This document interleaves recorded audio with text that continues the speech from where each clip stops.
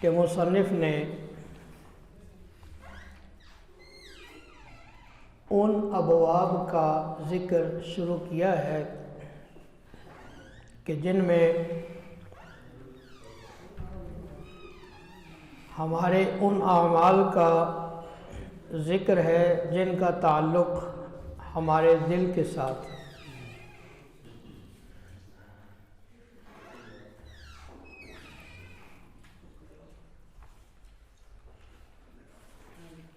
اور ایمان نام ہے زبان سے اقرار کا، دل سے تصدیق کا، اور اعمال اور جوارح اعضاء سے عمل کا۔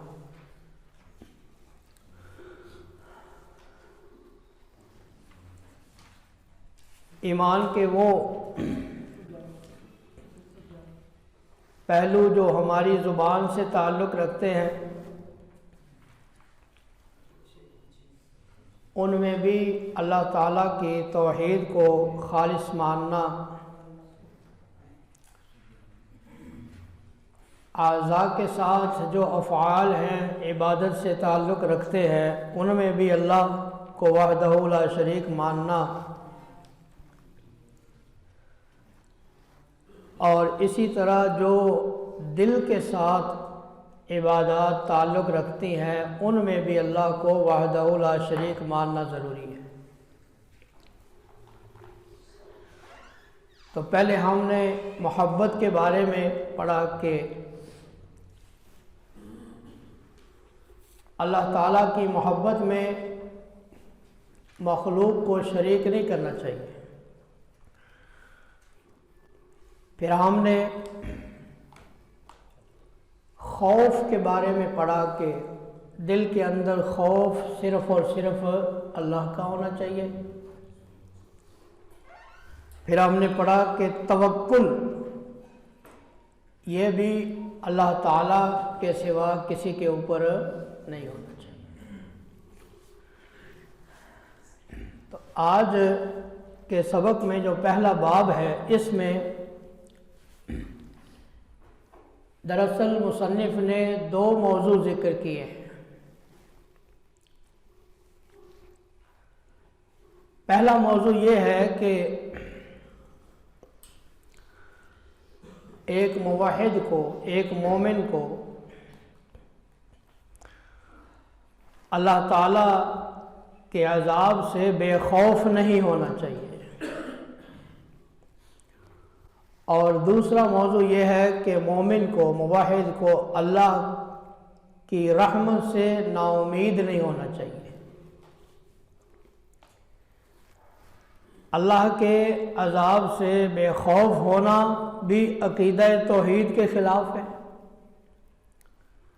اسی طرح اللہ کی رحمت سے نا امید ہونا بھی عقیدہ توحید کے خلاف ہے۔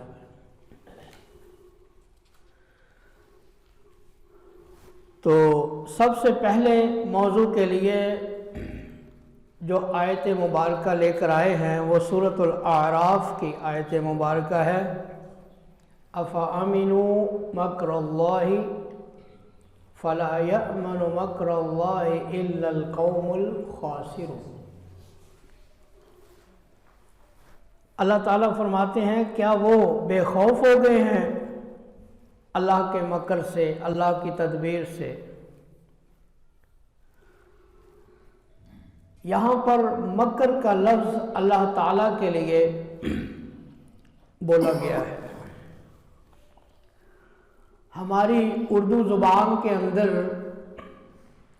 مکر کا لفظ اچھے معنوں میں استعمال نہیں ہوتا، کسی کو دھوکہ دینا، کسی کے ساتھ فریب کرنا، کسی کو نقصان پہنچانا، اس معنی میں استعمال ہوتا ہے۔ لیکن عربی زبان کے اندر مکر کا معنی ہے تدبیر کرنا، اور جب یہ لفظ اللہ تعالیٰ کی طرف منسوب ہوتا ہے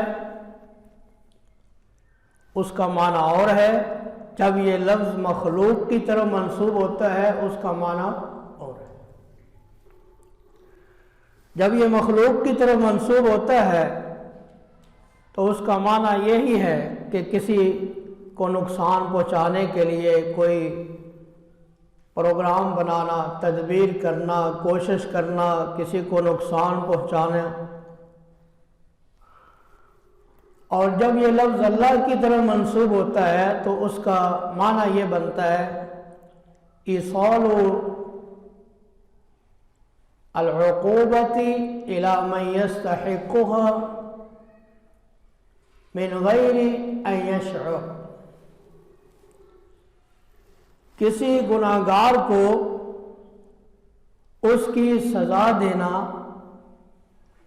اس طرح کہ اس گناہگار کو محسوس ہی نہ ہو، اس کو پتہ ہی نہ چلے۔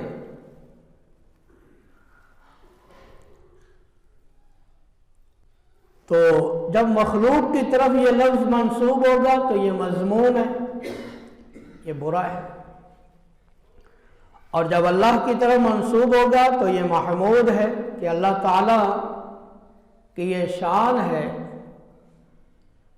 کہ وہ جو سزا کے مستحق ہیں اللہ تعالیٰ ان کو سزا دیتے۔ تو قرآن پاک میں اللہ تعالیٰ نے اس کو دونوں طرف منسوب کیا، وَيَمْكُرُونَ وَيَمْكُرُ اللَّهُ وَاللَّهُ خَيْرُ الْمَاكِرِينَ۔ اللہ کے دشمن بھی مکر کرتے ہیں اور اللہ تعالیٰ بھی مکر کرتے ہیں، اور اللہ سب سے بہترین مکر کرنے والے۔ کیا مطلب؟ اللہ کے دشمن اللہ کے نبیوں کو نقصان پہنچانے کے لیے اور ایمان والوں کو نقصان پہنچانے کے لیے، دین اسلام کو نقصان پہنچانے کے لیے کوشش کرتے ہیں، اور اللہ تعالیٰ ان کو سزا دیتے ہیں، اور اللہ سب سے بہترین سزا دینے والے ہیں۔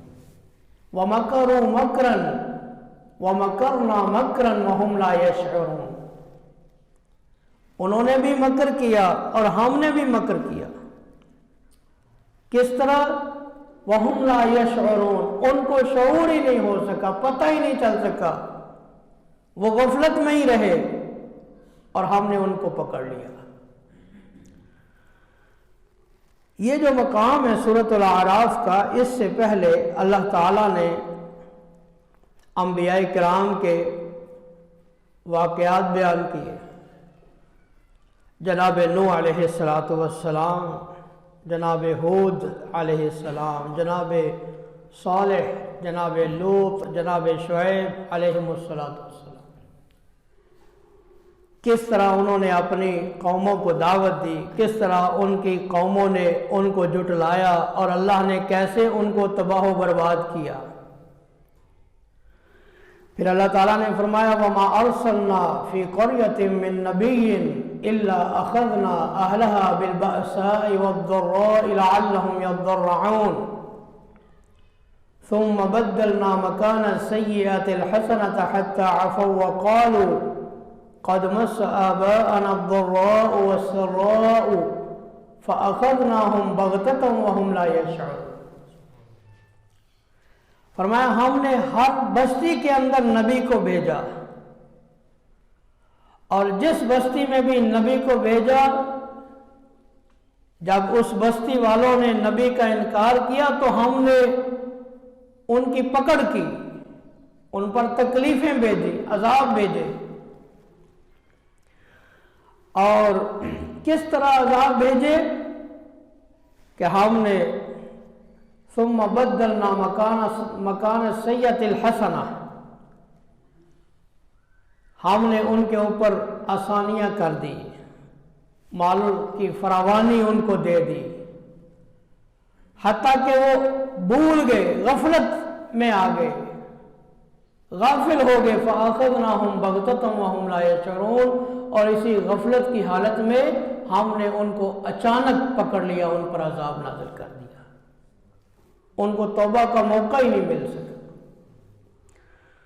پھر اللہ نے فرمایا أَفَأَمِنَ مَكْرُ اللَّهِ أَفَأَمِنَ أَهْلُ الْقُرَىٰ أَن يَأْتِيَهُمْ بَيَاتًا وَهُمْ نَائِمُونَ أَوَأَمِنَ أَهْلُ الْقُرَىٰ ان یأتیہم بأسنا ضحی وہم یلعبون، کیا بستیوں میں رہنے والے اس بات سے بے خوف ہو گئے ہیں کہ ان کے پاس ہمارا عذاب رات کے وقت آئے جب وہ سو رہے ہوں، یا پھر وہ اس بات سے بے خوف ہو گئے ہیں کہ ہمارا عذاب ان کے پاس چاشت کے وقت آئے، دن میں آئے جب وہ کھیل کود کر رہے ہوں؟ کیا لوگ بے خوف ہو گئے؟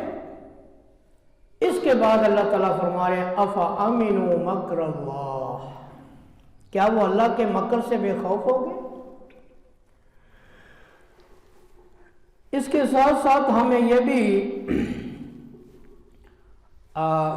مسئلہ معلوم ہونا چاہیے کہ مکر کا جو معنی ہے، اس کا مفہوم کے بعد یہ اللہ تعالیٰ کی صفت ہے، لیکن دو باتیں اس میں قابل غور ہیں۔ ایک تو یہ کہ اللہ تعالیٰ کے اسماء حسنہ میں اللہ کا نام الماکر نہیں ہو سکتا۔ کیوں؟ کہ یہ لفظ مطلق استعمال نہیں ہو۔ دوسرا مسئلہ یہ ہے کہ یہ لفظ اللہ کے لیے مطلقاً استعمال نہیں ہو سکتا، تخصیص کے ساتھ، قید کے ساتھ استعمال ہو۔ اللہ مکر کرتے ہیں کس کے ساتھ؟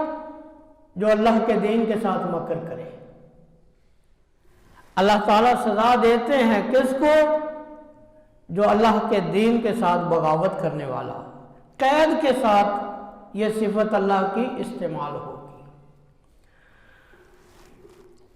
اسی طرح اس بات کو اور واضح کرنے کے لیے ایک اور لفظ ہے قرآن پاک کا۔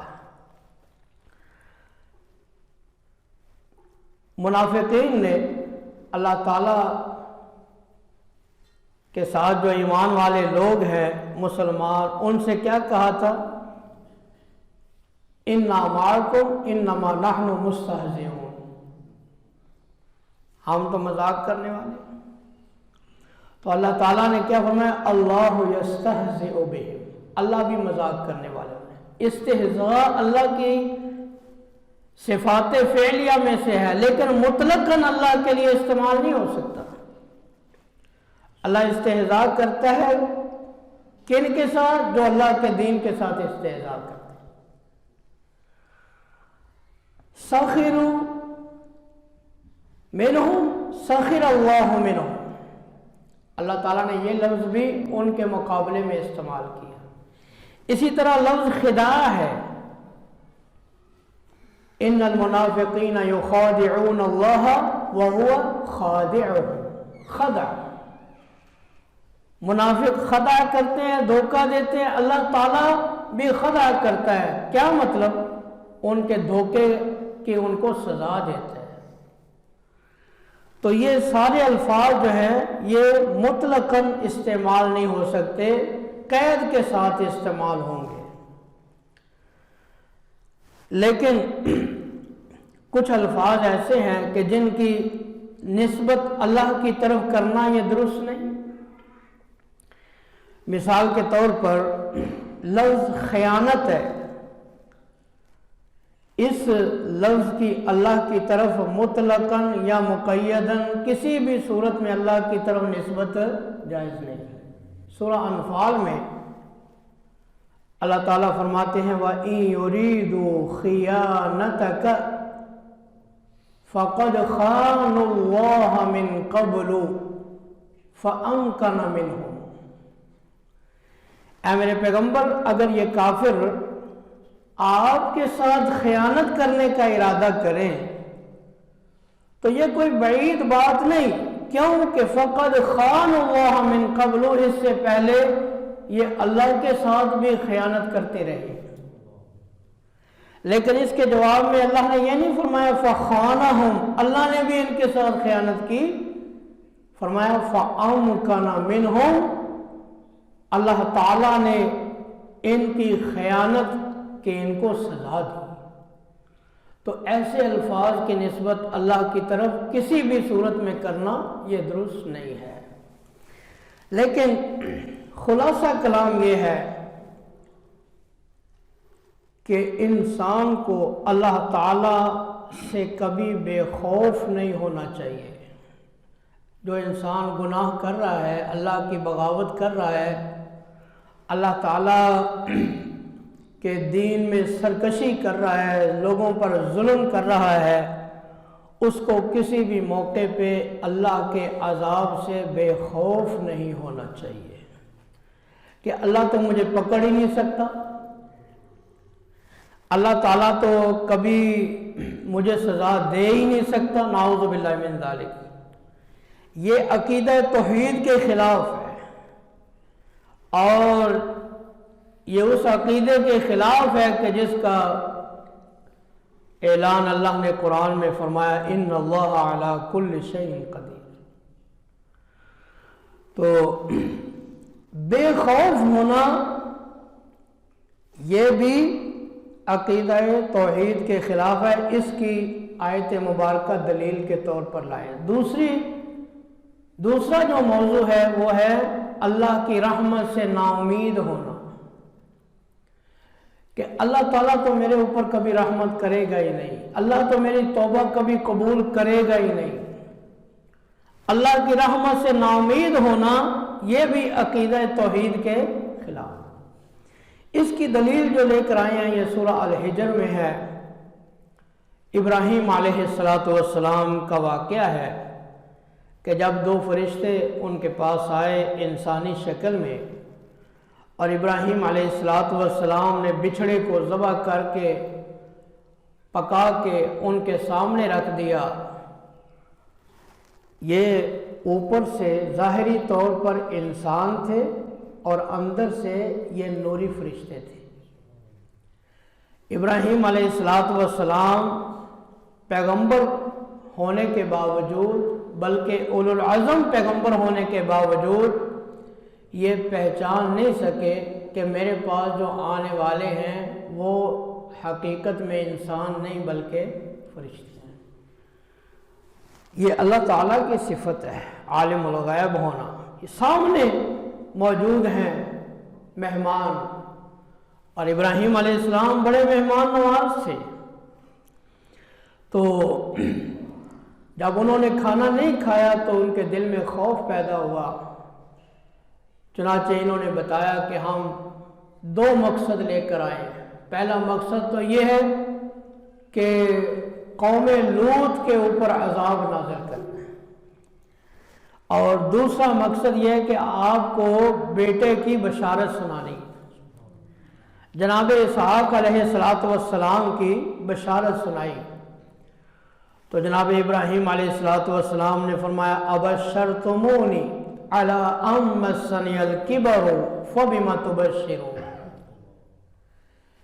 میں تو بوڑھا ہو گیا ہوں، بڑھاپا بہت زیادہ ہو گیا ہے، تو تم اس بڑھاپے میں مجھے کیسی خوشخبری سنا رہے ہو؟ قالوا بشرناک بالحق فلا تکن من القانتین، کہنے لگے اے ابراہیم ہم نے جو آپ کو بشارت سنائی ہے وہ سچی بشارت سنائی ہے، آپ نا امید کیوں ہوتے ہیں؟ تو جناب ابراہیم علیہ السلام نے فرمایا وَمَن يَقْنَطُ مِن رَحْمَةِ رَبِّهِ إِلَّا الضَّالُّونَ، اپنے رب کی رحمت سے نا امید ہونے والے تو گمراہ ہی ہو سکتے ہیں۔ تو اللہ کی رحمت سے نا امیدی یہ گمراہی ہے، اور یہ اللہ تعالیٰ کی توحید کے خلاف ہے کہ انسان کسی بھی موقع پر اللہ کی رحمت سے نا امید ہو جائے، حالات جیسے بھی ہوں، کتنے ہی سخت ہوں، انسان کو کسی موقع پر بھی اللہ کی رحمت سے نا امید نہیں ہونا چاہیے۔ قرآن کریم میں اللہ تعالیٰ نے اس موضوع کو بڑی تفصیل سے بیان فرمایا۔ قل یا عبادی الذین اسرفوا علی انفسہم لا تقنطوا من رحمت اللہ ان اللہ یغفر الذنوب جمیعا انہ هو الغفور الرحیم، کرنے والا بڑا ہی رحم کرنے والا ہے۔ تو اللہ کی رحمت سے نہ. یعقوب علیہ السلام نے اپنے بیٹوں سے کہا لا تیأسوا من روح اللہ انہ لا ییأس من روح اللہ الا القوم الکافرون. اللہ کی رحمت سے نا امید نہ ہونا، کیونکہ اللہ کی رحمت سے نا امید وہی ہوتے ہیں جو کافر ہو. یہ کافروں کا کام ہے. جو مومن ہیں، موحد ہیں، وہ کسی بھی موقع پہ اللہ کی رحمت سے نا امید نہیں ہوتے. تو یہ دو آیتیں قرآن پاک کی دلیل کے طور پر لا کر مصنف نے دو مسئلے ہمیں سمجھائے کہ ہم نے کسی بھی موقع پہ اللہ کے عذاب سے بے خوف نہیں ہونا، اور کسی بھی موقع پہ ہمیں اللہ کی رحمت سے نا امید. اور میں نے پچھلے سبق میں بھی یہ عرض کیا تھا کہ یہ دونوں چیزیں ایمان کا حصہ ہیں. الایمان بین الخوف والرجاء. سلف کا قول ہے کہ ایمان خوف اور رجا امید کے درمیان. جب انسان ان میں سے کسی ایک کو چھوڑ دیتا ہے تو وہ گمراہ ہو جاتا ہے. اب یوں سمجھ لیں کہ ایک فرقہ گزرا ہے خوارج کا. خوارج جن کو ہم خارجی کہتے ہیں. انہوں نے کیا کیا؟ انہوں نے اللہ کی رحمت سے وہ نا امید ہو گئے. اللہ کی رحمت کی امید کو چھوڑ دیا اور خوف کو اپنے اوپر غالب کر لیا.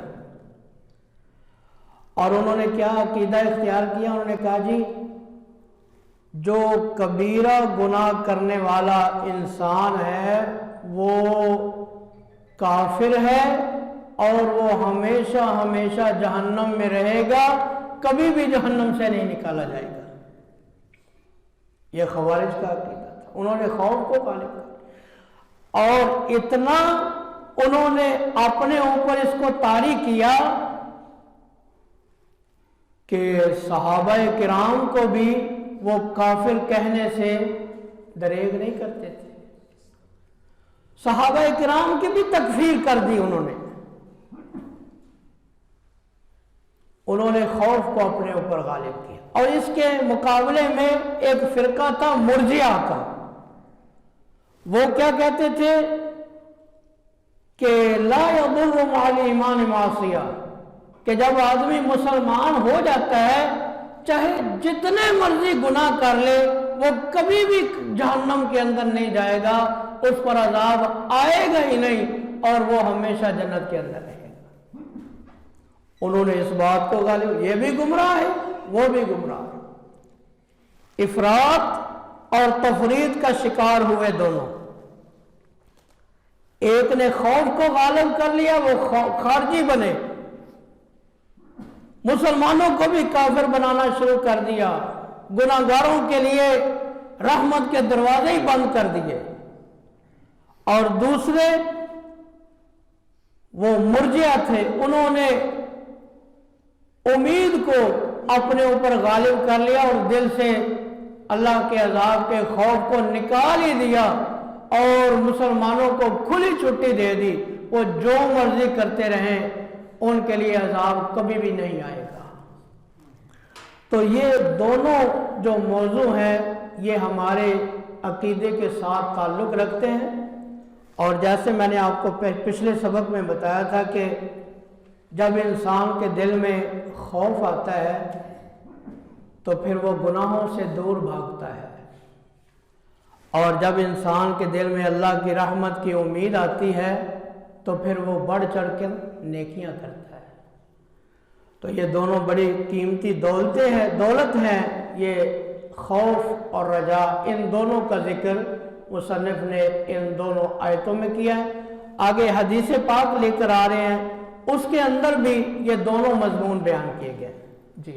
عن ابن عباس رضی اللہ عنہما ان رسول اللہ صلی اللہ علیہ وآلہ وسلم سئل عن الكبائر قال الشرک باللہ والیأس من روح اللہ والامن من مکر اللہ. عبداللہ ابن عباس رضی اللہ تعالی عنہما اس کے راوی ہیں، فرماتے ہیں ان رسول اللہ صلی اللہ علیہ وسلم سئل عن الكبائر، रसूलुल्लाह सल्लल्लाहु अलैहि वसल्लम से सवाल किया गया कबीरा गुनाहों के बारे में।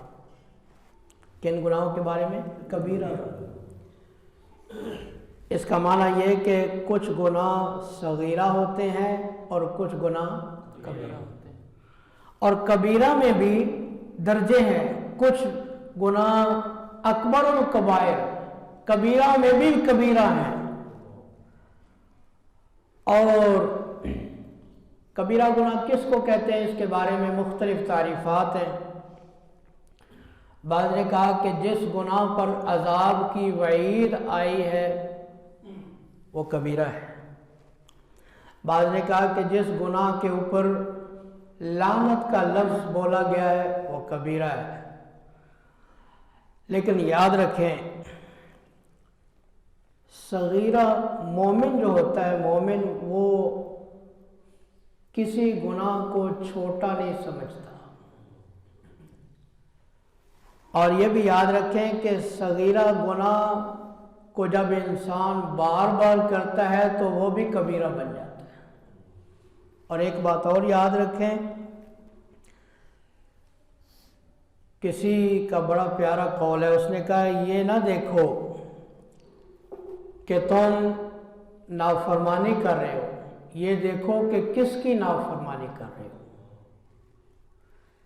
किसकी हुक्म अदूली कर रहे हो, छोटा हो या बड़ा हो। इय्याकुम व मुहक्किरातिज़ ज़ुनूब। छोटा मोमिन जो है वो जब गुनाह करता है तो वो यूं समझता है कि जैसे मैं एक पहाड़ के नीचे दब गया, मेरे ऊपर कोई पहाड़ गिर पड़ा है। और जो काफिर है, जो फासिक और फाजिर है, वो गुनाह को ऐसे समझता है जैसे नाक के ऊपर मक्खी बैठी है, हाथ से उसको उड़ा दिया। तो कबीरा गुनाहों के बारे में रसूलुल्लाह सल्लल्लाहु अलैहि वसल्लम से पूछा गया कबीरा गुनाह कौन से? आपने 3 गुनाह बताए। अश्शिर्क बिल्लाह, अल्लाह के साथ शिर्क करना। क्यों? अल्लाह ताला कुरान करीम में फरमाते हैं इन्नल्लाह ला यग़फ़िरु अन युशरक बिही व यग़फ़िरु मा दून ज़ालिका लिमन यशा। अल्लाह शिर्क के अलावा जितने भी गुनाह हैं अगर चाहें तो अल्लाह माफ़ कर देंगे, लेकिन अल्लाह कभी शिर्क को माफ़ नहीं करेगा। ये इतना बड़ा गुनाह है। फरमाया वल यअसु मिन रौहिल्लाह। दूसरा कबीरा गुनाह क्या है? अल्लाह की रहमत से नाउमीद होना।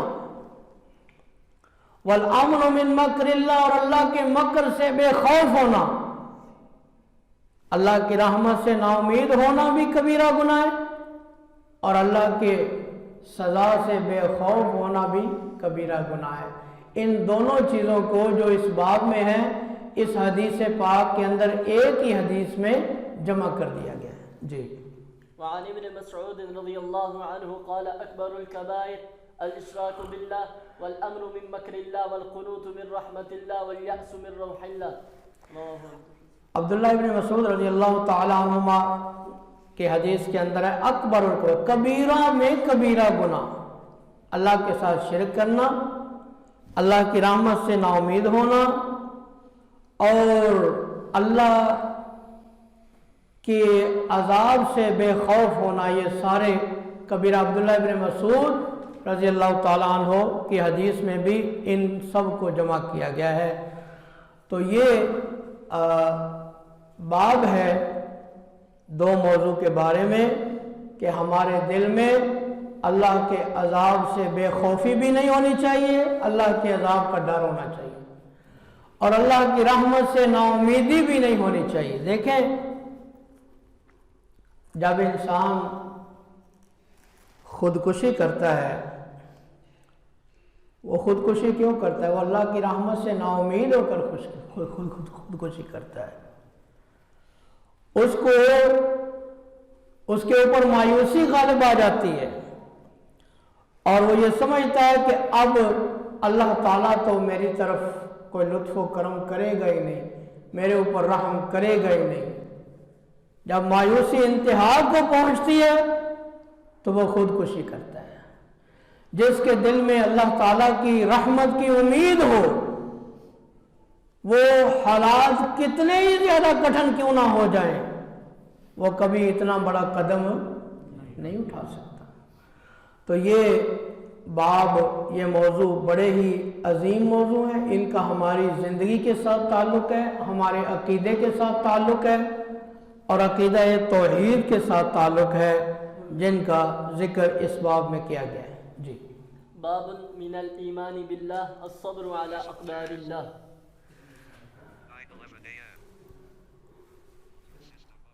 من الایمان باللہ الصبر علی اقدار اللہ،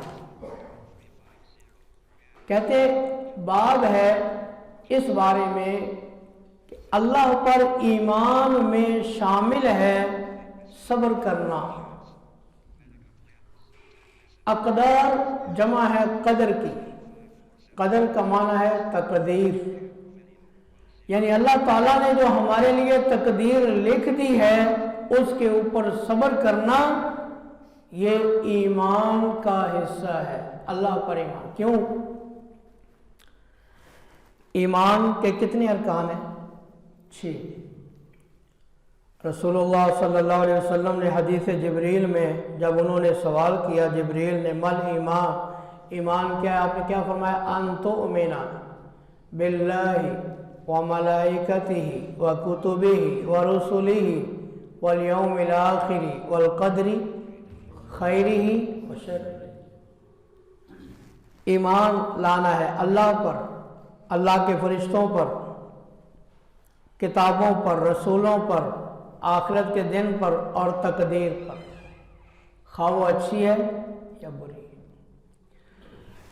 تو یہ تقدیر میں شامل ہے، ایمان بالقدر، تقدیر پر ایمان، یہ ایمان میں شامل ہے۔ اور اگر اللہ تعالیٰ نے ہمارے لیے کوئی تکلیف لکھ دی ہے، کوئی بیماری لکھ دی ہے، تو اس کے اوپر اگر ہم صبر کریں گے تو یہ ایمان ہے یا نہیں ہے؟ یہ ایمان، اس لیے کہتے ہیں صبر ایمان۔ صبر جو ہے عربی لغت میں، صبر کا معنی ہوتا ہے الحبس، کسی چیز کو روک دینا۔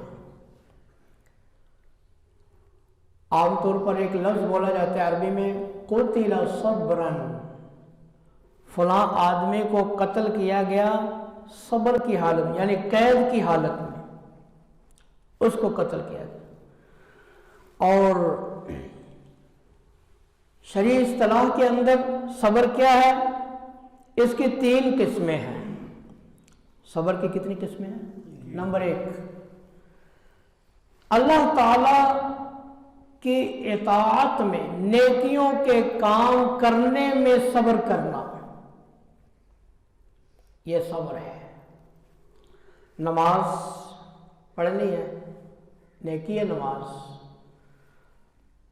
اور سردیاں ہیں، پانی ٹھنڈا ہے، تکلیف ہوتی ہے بستر چھوڑنے میں، وضو کرنے میں، لیکن صبر کرتا ہے۔ روزہ نیکی ہے، صبر کرتا ہے۔ حج نیکی ہے، سفر کرتا ہے، مشقت اٹھاتا ہے، یا نیکیوں میں صبر کرنا۔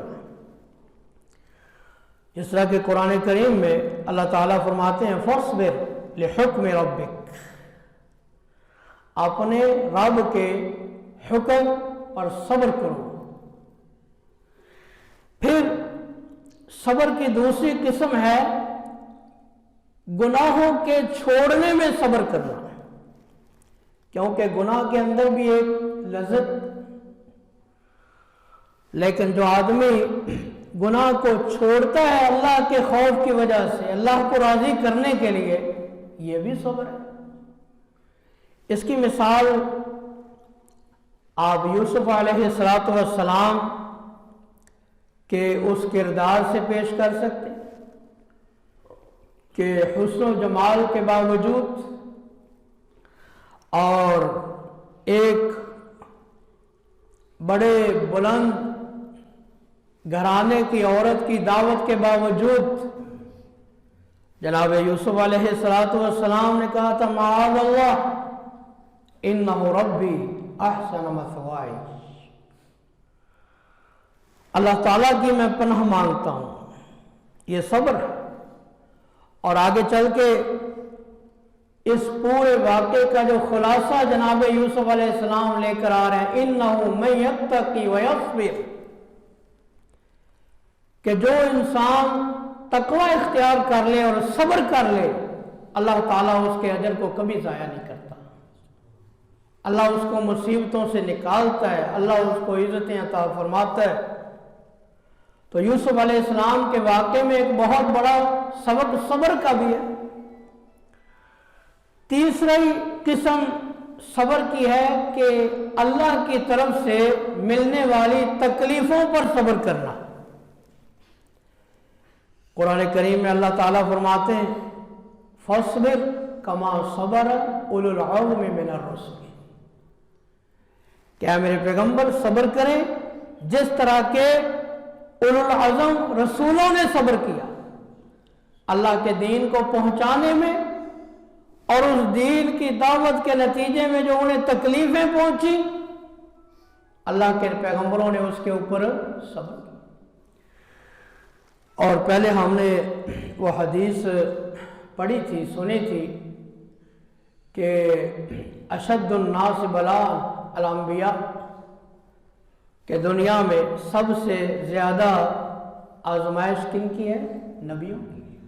सुम्मल अमसल फलमसल, फिर उसके बाद जो नबी की इत्तिबा में नबी के जितना करीब होगा उसकी आजमाइश उतनी सख्त होगी। तो सब्र जो है अल्लाह की तरफ से मिलने वाली, कोई बीमारी आ गई, कोई नुकसान हो गया,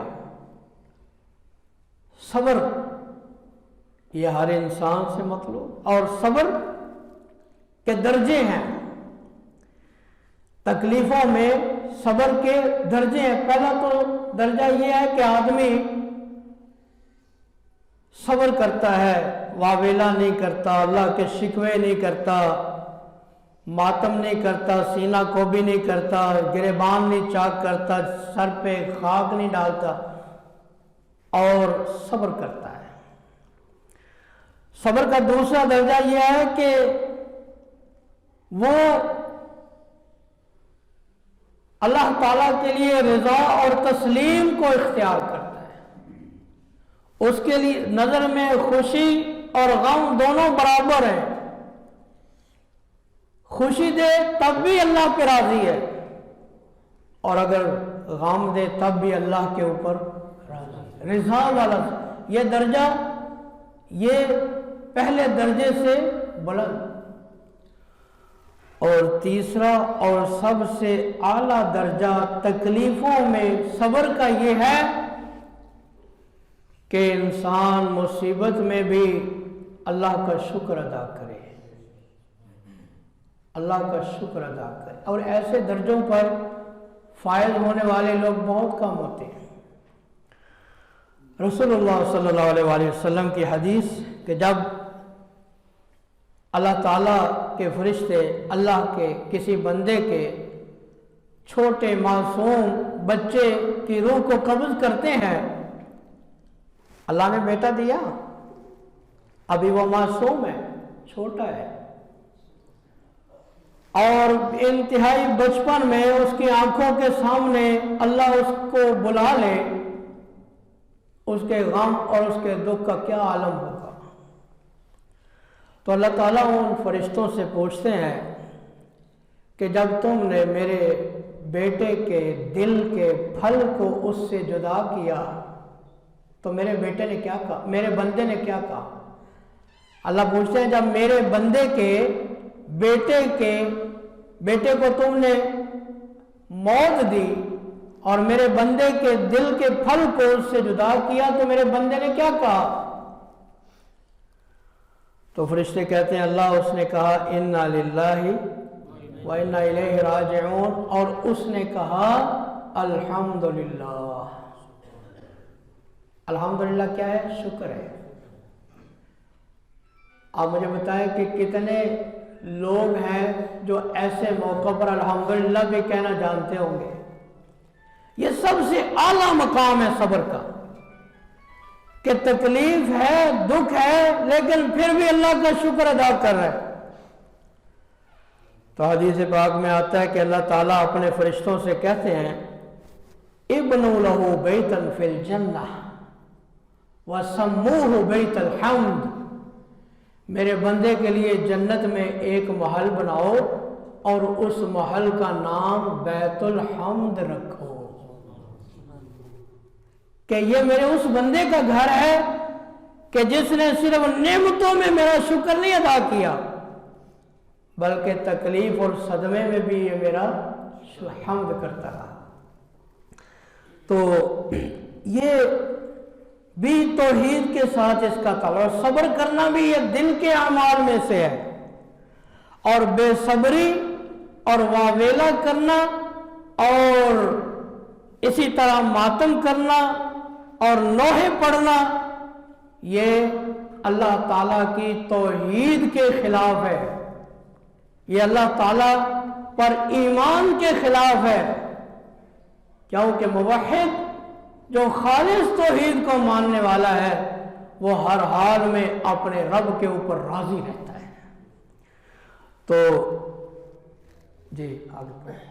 وقول الله تعالى ومن يؤمن بالله يهدي قلبه، آگے بھی پڑھیں۔ قال علقمة هو الرجل تصيبه المصيبة فيعلم أنها من عند الله فيرضى ويسلم، وفي صحيح بس اللہ تعالیٰ کا قرآن لے کر آئے ہیں وَمَن يُؤْمِن بِاللَّهِ يَهْدِ قَلْبَهُ، اللہ فرماتے ہیں جو اللہ پر ایمان رکھتا ہے یہدی قلبہ، اللہ اس کے دل کو ہدایت دے دیتا ہے۔ اللہ اس کے دل کو، انسان کے دل میں سب سے زیادہ اہم حصہ کون سا ہے انسان کا؟ دل۔ دل اگر ہدایت یافتہ ہو جائے تو پورا جسم، دل اگر درست ہے تو پورا جسم درست، دل اگر خراب ہے، حدیث پاک ہے نا الا ان فی الجسد لمضغہ اذا صلحت صلح الجسد کلہ واذا فسدت فسد الجسد کلہ الا وہی القلب، یہ درست ہے تو پورا جسم درست۔ تو اللہ تعالیٰ اس ایمان کا پھل کیا دیتے ہیں؟ اس کے دل کو اللہ ہدایت دے دیتے ہیں۔ اور علقمہ مشہور کبار تابعین میں سے یہدی قلبہ کا معنی اور مفہوم بیان کر رہے ہیں کہ وہ کون آدمی ہے جس کے دل کو اللہ ہدایت دیتا ہے؟ الرجل تصیبہ مصیبہ، جس کو کوئی مصیبت پہنچتی ہے فیعلم انہا من عند اللہ، سب سے پہلے وہ اچھی طرح یقین رکھتا ہے کہ یہ مصیبت مجھے آئی ہے تو اللہ کی طرف سے آئی۔ پھر جس کے دل کو ہدایت ملتی ہے وہ کیا کرتا ہے؟ وہ رضا اور تسلیم، اس پر راضی بھی ہو جاتا ہے مصیبت پر اور دل سے تسلیم بھی کر لیتا ہے۔ یہ صبر کا درجہ ہے، مقام ہے کہ اللہ تعالیٰ اس کو صبر کی توفیق عطا فرما دیتا ہے۔ وفي صحيح مسلم عن أبي هريرة رضي الله عنه أن رسول الله صلى الله عليه وسلم قال اثنتان في الناس هما بهم كفر الطعن في النسب والنياحة على الميت۔ ابو ہریرہ رضی اللہ تعالی عنہ کی حدیث لے کر آئے ہیں صحیح مسلم میں، رسول اللہ صلی اللہ علیہ وسلم نے فرمایا کہ دو خصلتیں لوگوں میں ایسی ہیں ہما بہم کفر، جو کہ کفر ہیں، کافروں والی خصلتیں ہیں۔ یعنی کفر دونا کفر، کفر دو طرح کا ہوتا ہے۔ ایک کفر وہ ہے کہ جو مخرج عن الملہ ہے، اسلام سے خارج کر دیتا ہے۔ ایک وہ ہے کہ جو کبیرہ گناہ کے زمرے میں آتا ہے، خارج کرنے والا نہیں ہے اسلام سے۔ کفر دون کفر، جس طرح کہ رسول اللہ صلی اللہ علیہ وسلم کی حدیث ہے سباب المسلم فسوق وقتالہ کفر، مسلمان کو گالی دینا فسق ہے اور اس کے ساتھ لڑائی کرنا کفر ہے۔ اور قرآن کریم میں اللہ تعالیٰ فرماتے ہیں وَإِن طَائِفَتَانِ مِنَ الْمُؤْمِنِينَ اقْتَتَلُوا، اگر مومنوں کے، ایمان والوں کے دو گروہ آپس میں لڑ پڑے، حدیث میں آ رہا ہے کفر ہے، اللہ کہتے ہیں دونوں ایمان والے ہیں۔ کیا مطلب؟ یہ وہ کفر نہیں ہے جو ایمان سے خارج کرنے والا ہو، کفر دون کفر۔ تو یہ جو دو عمل ہیں، دو خصلتیں ہیں، یہ بھی کبیرہ گناہ کے زمرے میں آتی ہیں، یہ کافروں والے کام ہیں۔ نمبر 1 الطعن فی النسب، کسی کے نسب میں، خاندان میں تان زنی کرنا، کسی کی برادری کے اوپر تنقید کرنا، کسی کے آباء و اجداد کے اندر کوئی عیب نکالنا، یہ کبیرہ گناہ ہے۔ اور دوسرا والنیاحۃ علی المیت، میت کے اوپر نوحہ کرنا، ماتم کرنا، واویلا کرنا، یہ بھی عملی کفر ہے، چھوٹا کفر ہے، کبیرہ گناہ ہے۔ اور نیاحہ، یہ نوحہ گری، یہ صبر کے خلاف ہے، صبر کی ضد ہے۔ تو اس حدیث پاک کو لا کر یہ بتا رہے ہیں مصنف کہ صبر کو چھوڑنا، بے صبری کا مظاہرہ کرنا، یہ بھی عقیدہ توحید کے خلاف ہے۔ جی ولهما عن ابن مسعود رضی اللہ عنہ مرفوعا ليس منا من ضرب الخدود وشق الجيوب ودعا بدعوى الجاہلیہ۔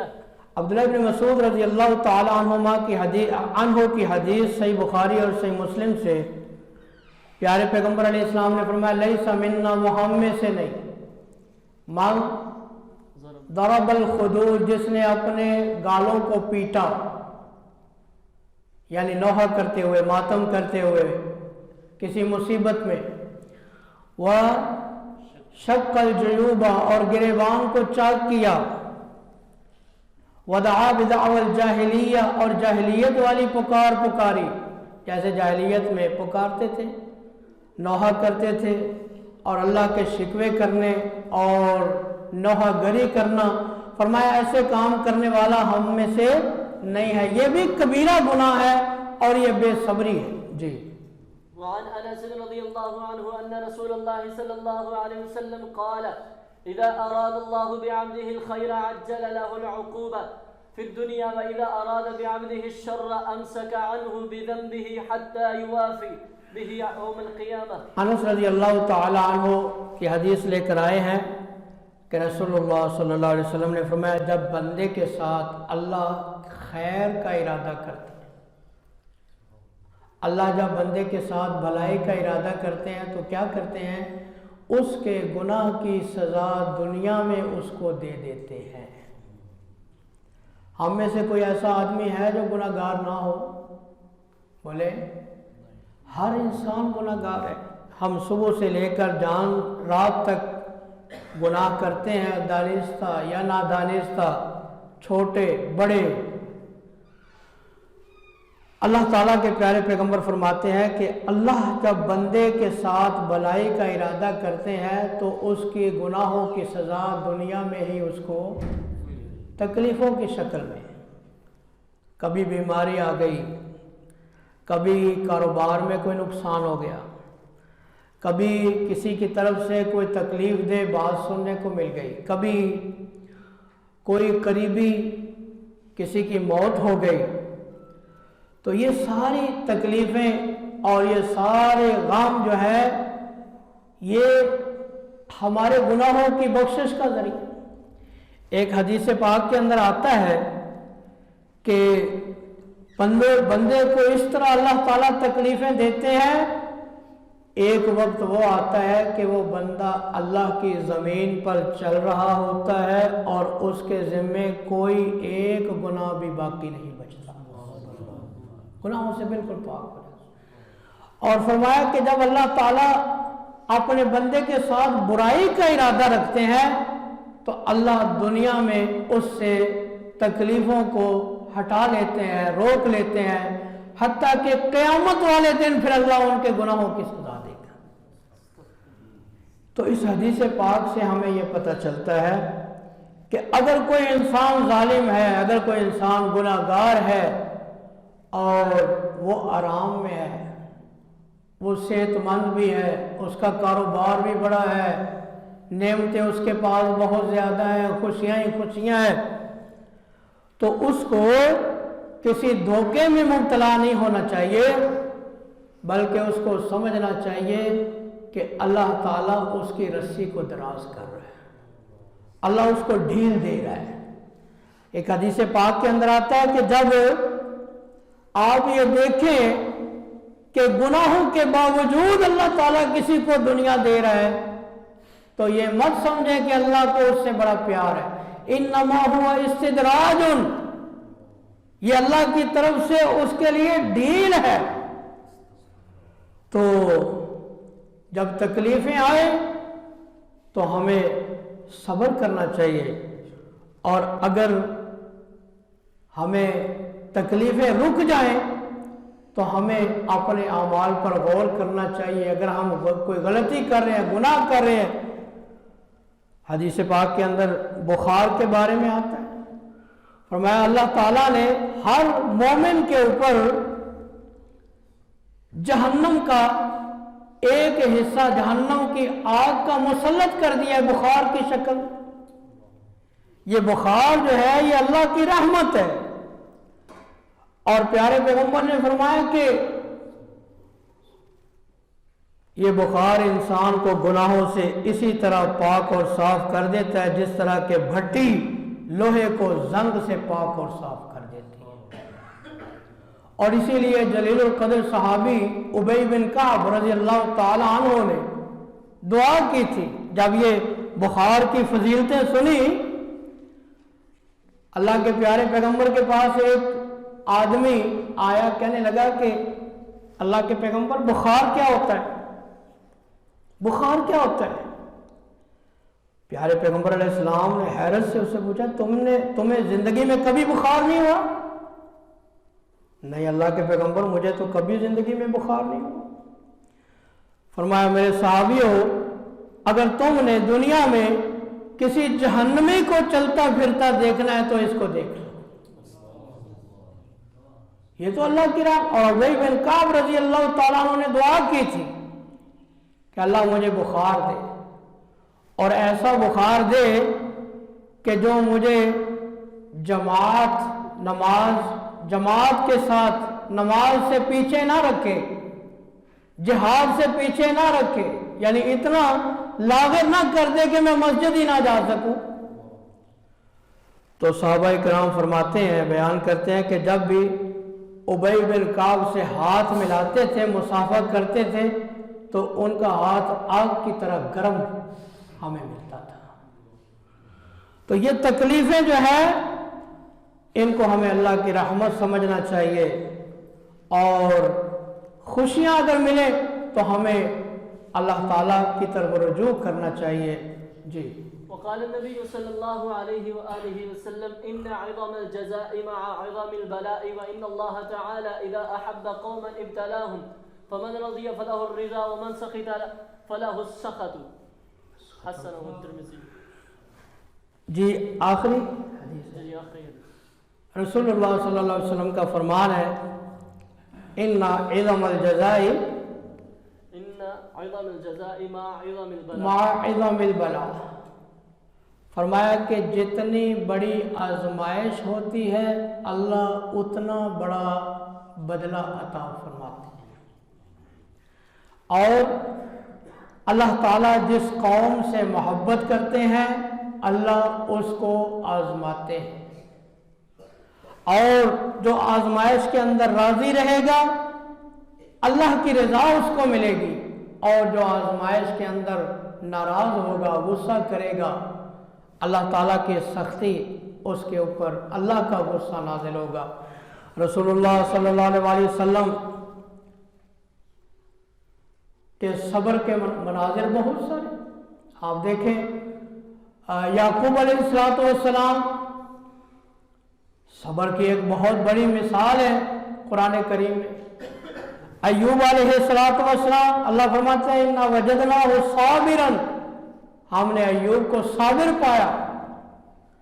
اور ہمارے پیارے پیغمبر محمد کریم صلی اللہ علیہ وآلہ وسلم، بیٹا ہے ابراہیم، 1.5-2 سال کی عمر ہے، ہاتھوں کے اندر جان نکل رہی ہے، اور پیارے پیغمبر علیہ السلام کی آنکھوں سے آنسو جاری ہیں، اور آپ فرما رہے ہیں ان العین لتدمع وان القلب لیحزن ولا نقول الا ما یرضی ربنا۔ لوگوں، آنکھ آنسو بہاتی ہے اور دل غم کرتا ہے، معنی یہ کہ مصیبت میں آنکھوں سے آنسو جاری ہونا یہ صبر کے خلاف نہیں ہے، آنکھ کو اجازت ہے وہ آنسو بہائے اور دل کو اجازت ہے وہ غم کرے، لیکن فرمایا کہ اس حالت میں ہم اپنی زبان سے وہی بات کہیں گے جو ہمارے رب کو راضی کرنے والی ہوگی۔ زبان کے اوپر پابندی ہے، زبان سے اللہ کا شکوہ نہیں کر سکتے، ہاتھوں پر پابندی ہے، ماتم نہیں کر سکتے، سینہ کو بھی نہیں کر سکتے، لیکن آنکھوں کو اجازت ہے اور دل کو اجازت ہے۔ اللہ تعالیٰ سے دعا ہے کہ رب العالمین یہ جو اہل توحید کی جتنی صفتیں ہیں اللہ تعالیٰ ہمیں اپنانے کی توفیق عطا فرمائے، ہم محبت کریں پوری کائنات میں سب سے بڑھ کر اللہ سے، ہمارے دل میں خوف ہو تو صرف اللہ کا، ہم توکل کریں تو صرف اللہ پر، اور ہم امید رکھیں تو اللہ کی رحمت کی، اور جب تکلیف آ جائے، اللہ کی نیکی کے کرنے کا وقت آ جائے یا گناہ سامنے آ جائے تو ہم صبر کو اپنائیں۔ ان اللہ مع الصابرین، اللہ صبر کرنے والوں کے ساتھ ہے، اور فرمایا انما یوفی الصابرون اجرہم بغیر حساب، صبر کرنے والوں کو اللہ بغیر حساب کے اجر عطا فرمائیں گے۔ اللہ تعالی ہمیں ان میں شامل فرمائے۔ وآخر دعوانا ان الحمد للہ رب العالمین۔